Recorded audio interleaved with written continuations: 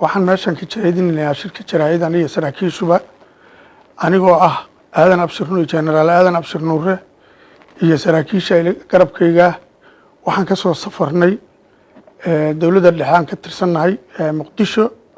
waxaana soo gaarnay steedka galmudug waxaana soo abaarnay madaxweynahana waxaan kala kulannay madaxtooyada waxaana kala hadalnay arrimaha ciidanka jooga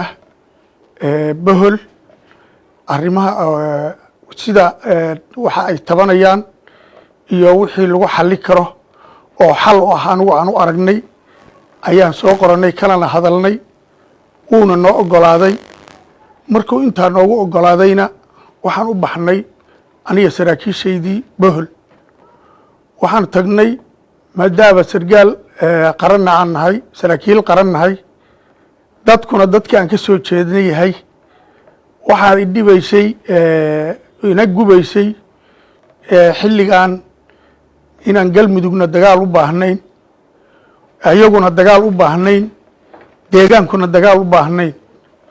intaas aan loo baahnaynba way dhibayeen waxaan kaa ugu tegey ragga joogay oo sheekh shaakir ka mid yahay bohol waxaan kala hadlay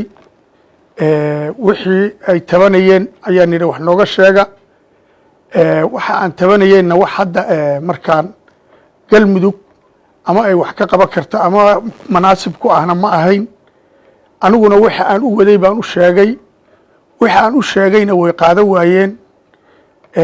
sida aad maqasheenba haddee waxay ku goynaayeen ama yacni kelmadooda ku ekeed idaacadaha miidiyaha guddoomiyahoodii ahlu-sunna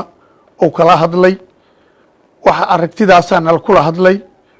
12 cashana waa joognay 12kaas cashana waxaan kala munaashaqoonaynay in aan wax dhiman inaan la isdiririn in qofkii hanqaba ama xukun ka raba galmudug isagoon waxna dilin galmudugna dhibaatayn dadka oo wadana la dhibaatayn deegaankana la dhibaatayn in uu isagoo yacni ku doono waxa uu doonayo yacni si nabada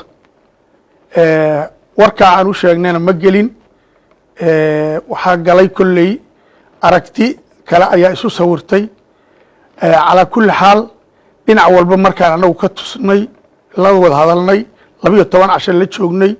wax arrimihii aan u tagnay oon u wadnay ama naga qaatay ama noo hirgalayna ma jirin haddana waxaan ku soo noqonnay gobolka arrintaas wixii haddee amniya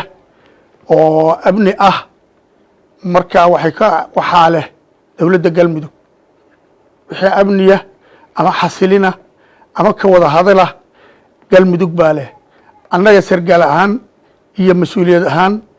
iyo qaraabo ahaan dadka aan ka soo jeedno wixiina dhibayey waan kala hadalnay waxna waa nooga fuli waayeen mar hadday intaasu fuli waayeen waxaan dareemayaa amniga anigu halkan mana amro wixii amro iyo madaxweynaha ayay u taallaa wixii dambe oo intaas ka dambeeyana hadde waxay ku dhammaato ayuun baan ogaanaynaa insha allah